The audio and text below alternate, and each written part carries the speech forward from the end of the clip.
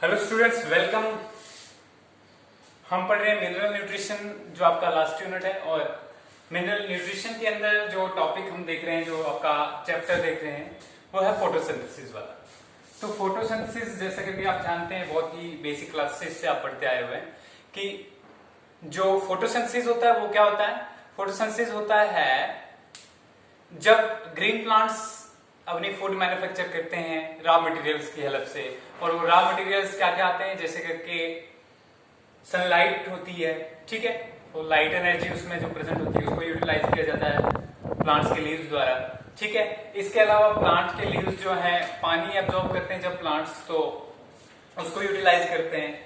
और इसके अलावा मिनरल्स जो भी सॉइल से जो एब्जॉर्ब करते हैं उनको यूटिलाइज करके फूड बनाते हैं, कार्बोहाइड्रेट्स बनाते हैं ग्लूकोज की फॉर्म में, जो बाद में स्टार्च में कन्वर्ट होता है।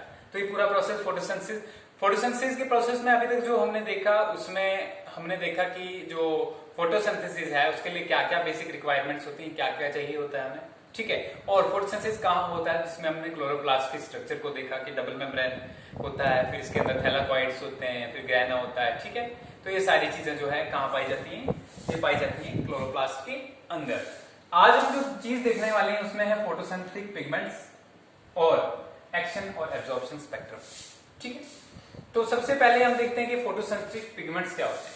तो फोटोसिंथेटिक पिगमेंट्स होते हैं प्लांट्स के अंदर या बहुत सारे लिविंग ऑर्गेनिज्म, जितने भी सारे लिविंग ऑर्गेनिज्म हैं, इनके डिफरेंट कलर्स होते हैं, ठीक है। जितने भी लिविंग ऑर्गेनिज्म के डिफरेंट कलर हैं, जैसे करके हमारी स्किन का कलर डिफरेंट है, ठीक है। प्लांट के लीव्स का कलर डिफरेंट है। जब यंग प्लांट्स, जब नए तरीके से स्प्रिंग के टाइम पे जब नए लीव्स जो प्लांट्स के ऊपर आते हैं, ठीक है, उनके कलर डिफरेंट होते हैं, फ्लावर्स के कलर डिफरेंट होते हैं। तो ये सारी चीजें किसकी वजह से होती हैं, ये होती हैं पिगमेंट्स की वजह से, ठीक है। तो पिगमेंट्स को अगर हम कहें कि क्या होता है, तो पिगमेंट्स आर बायोकेमिकल्स, ठीक है। पिगमेंट्स ऐसे बायोकेमिकल्स होते हैं which enhance the colour of this living organisms, ठीक है, which provide a colour to the living organism और देयर पार्ट्स, ठीक है। तो इसको कहते हैं पिगमेंट्स। अब ये फोटोसिंथेटिक पिगमेंट्स का मतलब है ऐसे पिगमेंट्स जो फोटोसिंथेसिस में यूज होते हैं, ठीक है। मतलब जो फोटोसिंथेसिस जब प्लांट करते हैं तो उसमें यूज होते हैं। तो उसमें कौन कौन से पिगमेंट्स यूज होते हैं, सबसे पहले अगर हम देखें तो फोटोसिंथेटिक पिगमेंट्स में हमारे पास क्लोरोफिल्स होते हैं, क्लोरोफिल, ठीक है। इसके अलावा अगर हम बात करें तो हमारे पास कैरोटीनाइड्स होते हैं,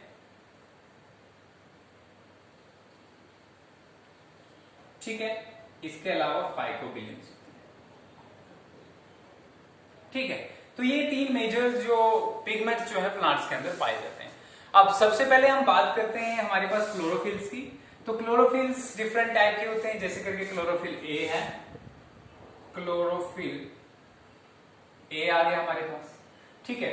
फिर क्लोरोफिल बी आ गया, फिर सी आ गया, डी आ गया और ई आ गया। मतलब 5 टाइप के क्लोरोफिल पाए जाते हैं, ठीक है। अब इसमें ये लगभग जो है जनरली सारे प्लांट्स में पाए जाते हैं, ठीक है। कुछ बैक्टीरिया को छोड़ के, एक्सेप्ट बैक्टीरिया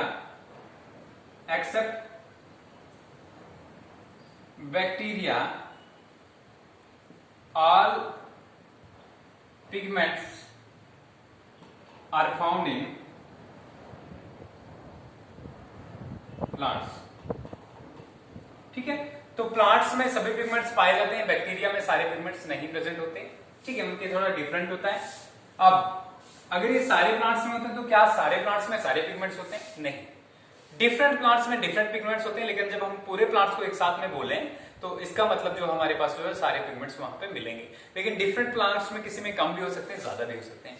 अब हायर प्लांट्स की बात करें अगर हम, हायर प्लांट्स, तो हायर प्लांट्स में higher plants possess chlorophyll A and B, ठीक है। क्लोरोफिल ए और बी मोस्टली जो है किसमें पाया जाता है, हायर प्लांट्स में। बाकी ये सी डी ई कम ही पाए जाते हैं, ठीक है। समझ में आ गया।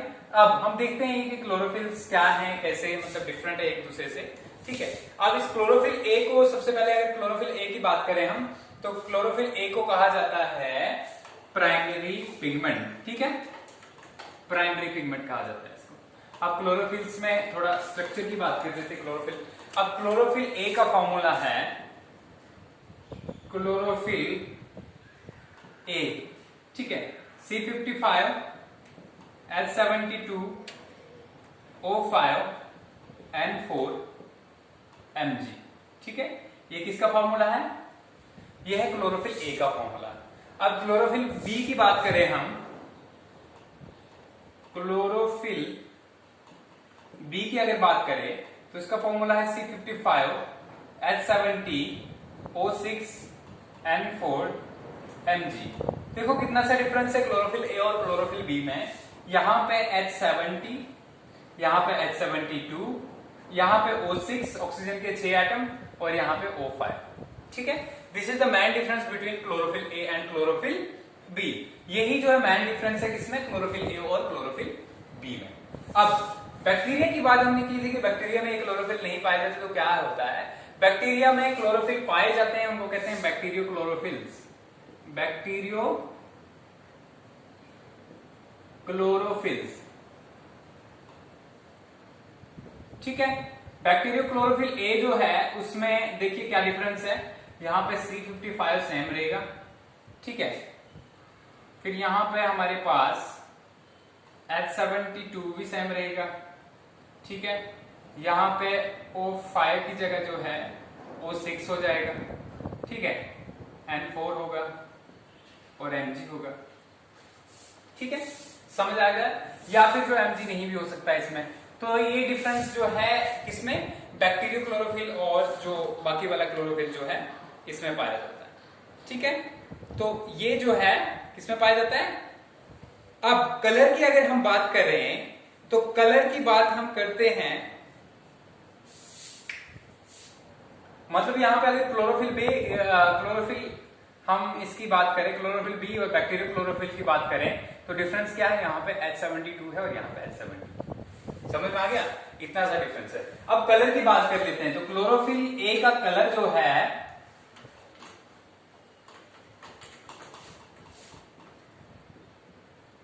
क्लोरोफिल ए, ठीक है, और क्लोरोफिल बी, ए का कलर जो है कैसा होता है? Blue green. कैसा कलर होता है? Blue green. और अगर क्लोरोफिल बी की बात करें तो इसका ऑलिव ग्रीन होता है, ऑलिव ग्रीन। तो जो डार्क ग्रीन कलर के आपके पत्ते जो आपको दिखते हैं वो किसकी वजह से होते हैं? क्लोरोफिल ए की अबंडेंस की वजह से। मतलब क्लोरोफिल ए जो है उन पत्तों में ज्यादा पाया जाता है। जब क्लोरोफिल बी की बात करें तो ऑलिव ग्रीन, जो लाइट कलर का आपका जो है येलो ग्रीन जैसा कलर जो आपको दिखता है वो किसकी वजह से होता है? उसमें क्लोरोफिल बी ज्यादा अमाउंट में पाया जाता है, ठीक है। समझ में आ गया? अब स्ट्रक्चर की थोड़ी बात कर लेते हैं, स्ट्रक्चर की बात, ठीक है। तो क्लोरोफिल जो है वो बना होता है किससे? ये बना होता है पॉरफिरिन रिंग से,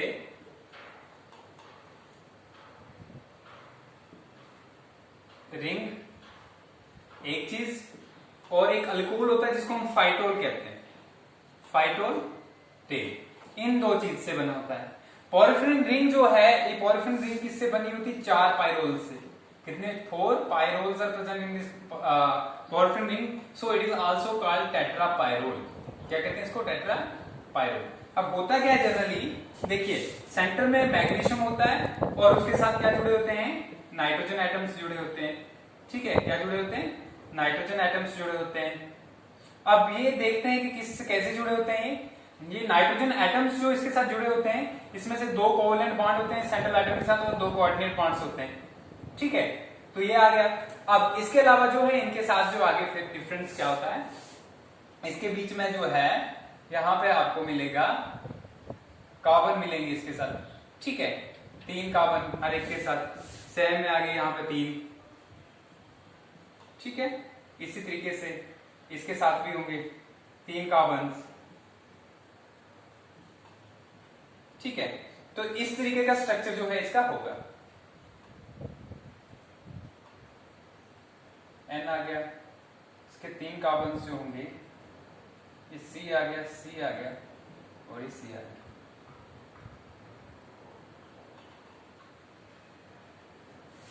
ठीक है। फिर ये आपस में फिर से जुड़े हुए होंगे, सी से ये भी जुड़ा होगा, ठीक है। इस तरीके से जुड़े होंगे। और ये जो स्ट्रक्चर, इसको क्या कहते हैं? टेट्रापायरोल। क्या कहते हैं इसको? टेट्रापायरोल, पायरोल। अब ये कार्बन जो है ये बाहर वाले, जैसे करके ये जो है जो इसके साथ बिल्कुल जुड़ा हुआ होता है उसको हम क्या कहेंगे, इंटरनल कार्बन। अब ये जो है इसमें 1 2, ठीक है 1 2, इसी तरह से यहाँ पे भी नंबरिंग देंगे हम 3 4, फिर आ गया यहाँ पे नीचे वाला जो है 5 6, ठीक है 5 6। तो ये जो कार्बन है इनमें 1 पे, 3 पे, 5 पे और 8 पे, इन वाले कार्बन्स के ऊपर क्या है हमारे पास CH3 प्रेजेंट होता है। जैसे करके 1 है तो इस पे आगे क्या होगा CH3, ठीक है। तो ये जो है ये क्या बन गया, पायरोल दो चीजों से बने होते हैं। इसको थोड़ा डिटेल स्ट्रक्चर को फिलहाल आप इतना याद रखो कि जो क्लोरोफिल मॉलिक्यूल है स्ट्रक्चर में वो किससे बना होता है, एक पॉरफिरिन रिंग से और एक फाइटोल टेल से। अब पॉरफिरिन रिंग जो है हमारे पास ये किससे बनी होती है, porphyrin ring it is made up of 4 pyrroles, made of 4 pyrroles. और ये पायरोल्स जो है वो किससे बने होते हैं, 1 pyrrole is made of 1 nitrogen atom, 1 nitrogen atom and 3 carbon atoms, 3 carbon atoms, ठीक है। तो ये पायरोल किससे बना होता है, एक जो नाइट्रोजन एटम से और 3 कार्बन एटम से बना होता है, ठीक है। अब दूसरा पॉइंट इसमें क्या है, पायरोल की स्ट्रक्चर, टेट्रापायरोल की स्ट्रक्चर में, ठीक है 4 pyrroles are linked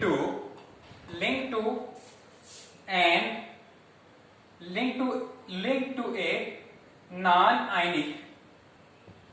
ionic magnesium, ठीक है, non ionic magnesium atom. Ionic form में नहीं होता बल्कि एटॉमिक फॉर्म में होता है मैग्नीशियम, ठीक है। with help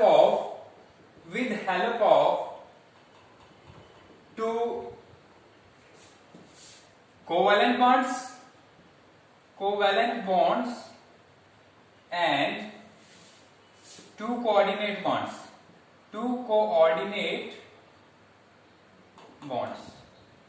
ठीक है। 2 कोवलेंट बॉन्ड से और 2 कोऑर्डिनेट से बॉन्ड से ये जुड़ा हुआ होता है, ठीक है। समझ में आ गया। तो ये जो है हमारे पास क्या था, टेट्रापायरोल की स्ट्रक्चर थी। अब हम देखते हैं कि क्लोरोफिल ए और बी में क्या डिफरेंस है। क्लोरोफिल ए और बी की बात अगर हम करें तो क्लोरोफिल बी में जो है नंबर 3 पे, ठीक है, नंबर 3 पे मिथाइल ग्रुप नहीं प्रेजेंट होता, ठीक है। समझ आ गया, दिस इज डिफरेंस। तो अगर हम बात करें तो क्लोरोफिल की स्ट्रक्चर को किसने स्टडी किया था, विल स्टैटर, स्टॉल और फिचर ने 1912 में। Will stator, stall and feature 1912 में, ठीक है। 1912 में जो है इन्होंने स्टडी किया किसको, क्लोरोफिल ए की स्ट्रक्चर को। तो ये जो है क्लोरोफिल ए, समझ में आ गया। अगर हम बात करें फाइटोल की, अगर हम बात करें तो फाइटोल एक लॉन्ग चेन पॉलीफिलिन हेड के साथ जुड़ा हुआ होता है, ठीक है। तो ये जो है फाइटोल हमारे पास एक चेन की फॉर्म में जुड़ा हुआ होता है, किसके साथ जुड़ा हुआ होता है, पॉलीफिलिन रिंग के साथ। तो अगर स्ट्रक्चर की बात करेंगे कैसी स्ट्रक्चर होती है इसकी, तो इसकी स्ट्रक्चर जो होती है वो होती है टैडपोल लाइक, ठीक है। टैडपोल लाइक स्ट्रक्चर का क्या मतलब, पॉलीफिलिन रिंग होगी ऊपर और नीचे जो है हमारे पास क्या होगा, ये फाइटोल टेल होगी, ठीक है। फाइटोल क्या है, एक अल्कोहल है। अब बात करें इसकी, हम ये जो हमारे पास हम क्लोरोफिल ए की बात कर रहे थे, तो क्लोरोफिल ए में जो है, क्लोरोफिल ए प्राइमरी पिगमेंट के तौर पे काम करता है। प्राइमरी पिगमेंट मतलब क्या है कि मेन जो फंक्शन है फोटोसिंथेसिस का, फोटोसिस्टम्स का फंक्शन जो है ये, बाकी वाले लाइट अब जो मेन पिगमेंट्स का क्या काम है यहाँ पे, लाइट को एब्सॉर्ब करना, ठीक है। जो सन रेज आती हैं उनसे जो उसमें जो लाइट एनर्जी है उसको एब्सॉर्ब करना। सारे के सारे पिगमेंट एब्सॉर्ब करते हैं जो हमने डिफरेंट कैटेगरीज लिखी पिगमेंट्स की, लेकिन फर्क क्या है कि सारे के सारे पिगमेंट खुद से उसको यूटिलाइज नहीं करते, बल्कि क्या करते हैं वो एब्सॉर्ब करने के बाद इसको क्लोरोफिल ए को दे देते हैं, ठीक है। और क्लोरोफिल ए जो है बाद में उसको यूज करता है, ठीक है, केमिकल एनर्जी में कन्वर्ट करके वाटर की स्प्लिटिंग में हेल्प करता है, ठीक है। अब देखिए, अब दूसरे एसेसरी पिगमेंट्स की बात करते हैं। तो एसेसरी पिगमेंट्स में हमारे पास क्लोरोफिल बी आता है। क्लोरोफिल बी का जो फॉर्मूला है, क्लोरोफिल बी, ठीक है, इसका फॉर्मूला हमारे पास क्या है, इसका फॉर्मूला है C55H70 O6N4 और Mg। तो ये जो है किसका है, क्लोरोफिल बी का फॉर्मूला। ये भी एसेसरी पिगमेंट है, ठीक है। अब डिफरेंट दूसरा बात करें हम कैरोटीनाइड्स, नेक्स्ट पिगमेंट्स है हमारे पास कैरोटीनाइड्स। कैरोटीनाइड्स के कलर की अगर हम बात करें तो येलो से लेके, येलो ब्राउन से लेके ऑरेंज कलर तक जो है इनका कलर, ऑरेंज कलर तक जो है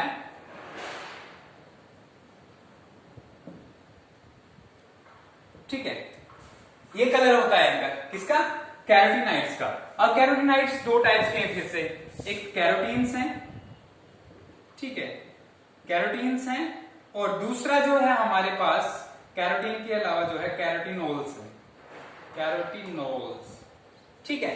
तो ये दो टाइप्स के जो है पिगमेंट्स हमारे पास कैरोटीनाइड्स में आते हैं। अब ये जो कैरोटीनाइड्स हैं, कैरोटीनाइड्स का कलर की अगर हम बात करें, कैरोटीनाइड्स कैसे डिफरेंस है, तो ये येलो कलर से लेके कौन से कलर तक, ब्राउन कलर तक जो है ये होते हैं। और अगर इनके फॉर्मूला की बात करें तो C40H56 सॉरी C40H56 ये इनका जनरल फॉर्मूला है, ठीक है। क्या फॉर्मूला है इनका, C40H56। और ये विटामिन ए के प्रीकर्सर भी हैं। जब ह्यूमन बीइंग्स में विटामिन सिंथेसाइज होती है तो वो कैरोटीनाइड से ही होता है, ठीक है। इसलिए बोलते हैं मैक्सिमम जो आपका कैरोटीनाइड्स वाले पिगमेंट वाली जो चीजें जैसे गाजर वगैरह जो है उसमें विटामिन ए का प्रीकर्सर जिसको हम कैरोटीनाइड्स कहते हैं वो भरपूर होता है, ठीक है। तो यहां से विटामिन ए जो है हम मैन्युफैक्चर कर सकते हैं, ठीक है। तो ये C40 और H56। अब अगर बात करें हम टोमेटो और चिल्ली में जो रेड कलर होता है वो किसकी वजह से, इनकी वजह से होता है, और इसको कहते हैं लाइकोपीन, एक पिगमेंट होता है लाइकोपीन, ठीक है, लाइकोपीन पिगमेंट। तो ये किसकी वजह से होता है, कैरोटीनाइड्स की वजह से, हो गया ये। अब अगर हम बात करें दूसरा कैरोटीन्स के अलावा जो है ज़ैंथोफिल्स, ठीक है, कैरोटीनोल्स भी कहते हैं, ज़ैंथोफिल्स आ गए हमारे पास, ज़ैंथोफिल्स, ठीक है। ज़ैंथोफिल्स का येलो और ब्राउन कलर होता है। आपने येलो एल्गी का पढ़ा होगा, ठीक है, PO5C, ठीक है। तो उसमें क्या होता है, ये ज़ैंथोफिल्स मैक्सिमम प्रेजेंट होते हैं, ठीक है। सिमिलरिटी है कोई C40H56 जो है ये तो सेम रहेगा, सिर्फ ऑक्सीजन एडिशन में होगी, O2, O5, O6 वगैरह हो सकता है, ठीक है। जैसे करके ल्यूटीन और फ्यूकोजेंथिन, जियाजेंथिन, हमारे पास डिफरेंट पिगमेंट्स हैं। कौन कौन से हैं, ल्यूटीन, फ्यूकोजेंथिन और जियाजेंथिन, ठीक है। ये पिगमेंट्स किसके अंदर आते हैं, ये पिगमेंट्स आते हैं कैरोटीनाइड्स के अंदर, ठीक है, सॉरी ज़ैंथोफिल्स के अंदर। तो ये पिगमेंट्स येलो कलर एनहांस करते हैं, समझ में आ गया। जियाजेंथिन जैसे करके अगर येलो कलर जो होता है किसका, मेज के कर्नल का, तो वो भी किसकी वजह से होता है, ज़ैंथोफिल्स की वजह से होता है।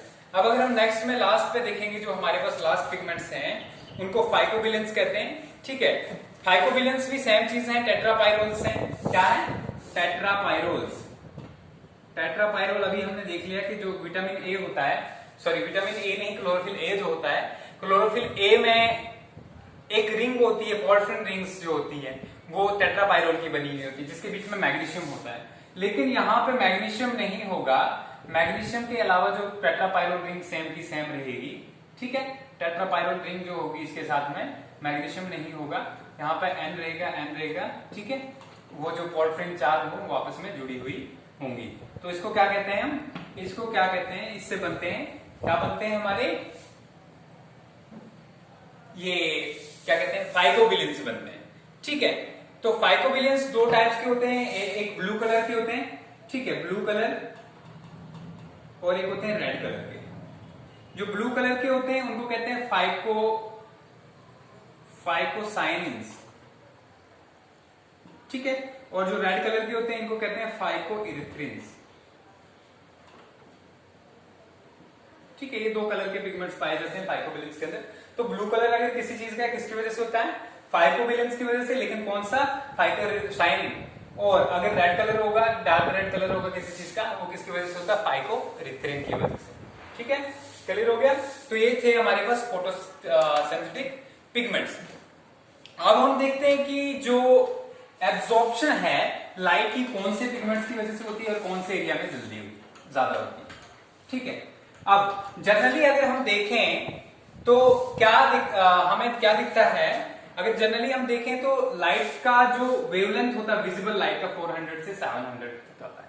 कितना आता है? 400 से 700। अब एब्जॉर्प्शन स्पेक्ट्रम पहले देखते हैं। Absorption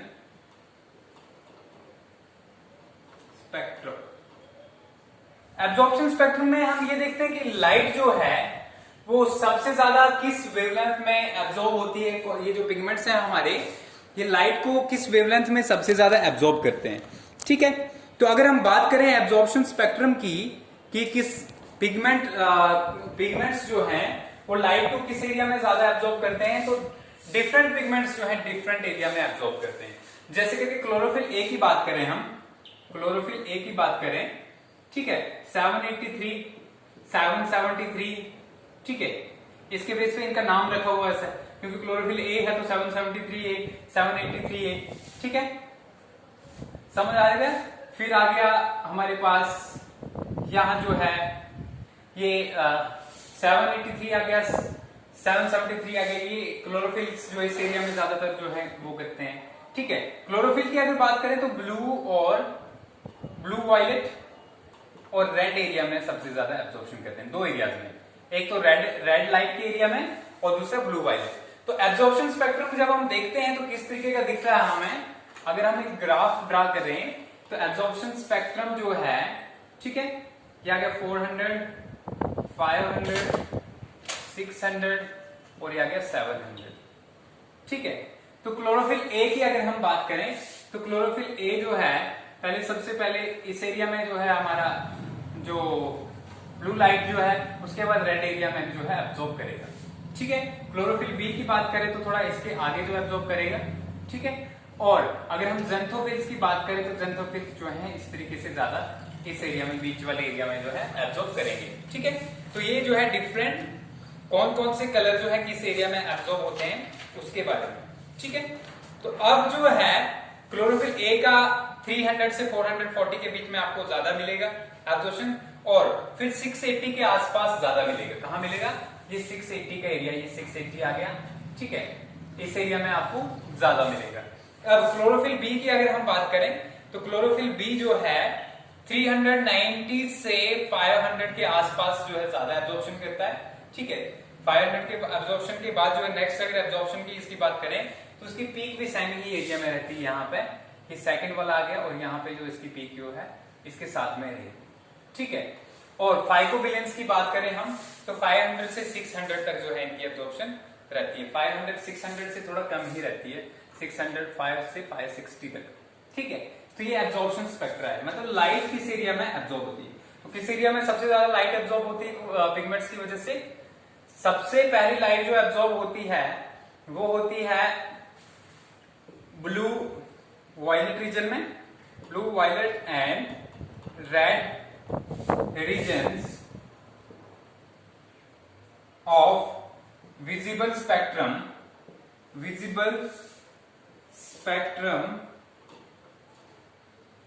show more absorption of light. ठीक है, अगर इस एरिया में एब्जॉर्प्शन होती है सबसे ज्यादा तो रीजन क्या है? बिकॉज रीजन ये है कि क्योंकि इस एरिया में हमने देखा कि क्लोरोफिल ए और chlorophyll B, chlorophyll A and B absorb near 680 and 700।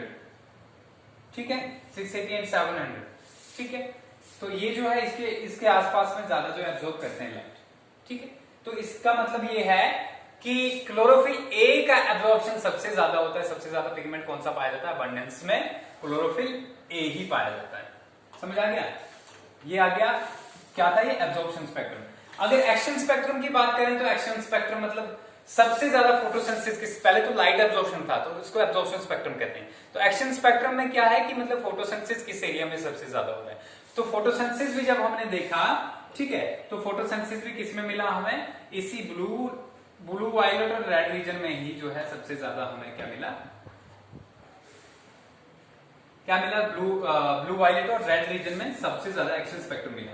तो क्लोरोफिल ए का एक्शन स्पेक्ट्रम जो है that is similar to the absorption spectrum. ठीक है, तो क्लोरोफिल ए का जो एक्शन स्पेक्ट्रम है कैसा है, सिमिलर, जैसे सेम जैसा करके एब्जॉर्प्शन स्पेक्ट्रम था उसी तरीके से सेम है। ठीक है, समझ आ गया एक्शन स्पेक्ट्रम और एब्जॉर्प्शन स्पेक्ट्रम क्या होता है। ठीक है, फिर से कंक्लूड करते हैं। Photosynthetic pigments, we have 4 pigments. What are 4 pigments? Number 1 is chlorophylls. We have chlorophyll A, B, C, D, and E. In higher plants, chlorophyll A and B is found in abundance. Chlorophyll A have formula C55S72O5 and 4Mg, and chlorophyll B has formula C55S72O6 and 4 and Mg. Okay, again. Chlorophyll B has formula C55H70, फिर O6 and 4 or Mg. This is the formula of chlorophyll B. What is the difference between these all pigments? Chlorophyll A is the main pigment which absorbs light and then makes the use of it for chemical for transformation into the chemical energy and splitting of water. Whereas the other pigments that are phycobilins are there, then carotenoids are there. These are different colors. And why are different colors? Because they absorb light in different spectrums of the visible light. Such as we can see that the xanthophylls absorb light in more in 500 plus region, whereas we have seen that chlorophyll A and B absorbs light in 680 region and 480 regions. Okay, तो ये difference है इन सब में।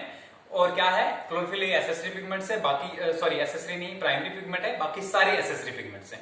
Accessory इसलिए क्योंकि वो help करते हैं क्लोरोफिल ए को, ताकि वो जो है मैन्युफैक्चर कर सके, एब्जॉर्ब कर सके लाइट को, और उसकी वजह से लाइट एनर्जी को कन्वर्ट कर सके केमिकल एनर्जी में। ठीक है, अभी ग्रुपिंग हो जाती है, बाद में हम देखेंगे कि ग्रुपिंग हो जाती है, पिगमेंट सिस्टम पढ़ेंगे। ठीक है, पिगमेंट सिस्टम P680 और P700 पढ़ेंगे। ठीक है, ठीक है, तो 680 में क्या देखेंगे कि जब 680 के आसपास में एब्जॉर्प्शन ज्यादा जो करता है उसको P680 के आसपास रखेंगे, जो P700 के आसपास में करता है उसको P700 रखेंगे। और ये एक सेंटर के तौर पे काम करेगा, रिएक्शन सेंटर के तौर पे करेगा क्लोरोफिल ए जो है, बाकी वाले जो मॉलिक्यूल उसके साथ में रहेंगे, और जब ये लाइट को एब्जॉर्ब करेंगे तो ये इसको दे देंगे। ठीक है, इलेक्ट्रॉन्स जो है इसको ट्रांसफर कर देंगे ये लाइट एनर्जी, तो ये जो है बाद में, ठीक है, ये रिएक्शन सेंटर के तौर पे काम करेगा। ये किसमें पढ़ेंगे हम, मैकेनिज्म ऑफ फोटोसिंथेसिस में। ठीक है, जो आपके नेक्स्ट चैप्टर में। आज इतना ही काफी।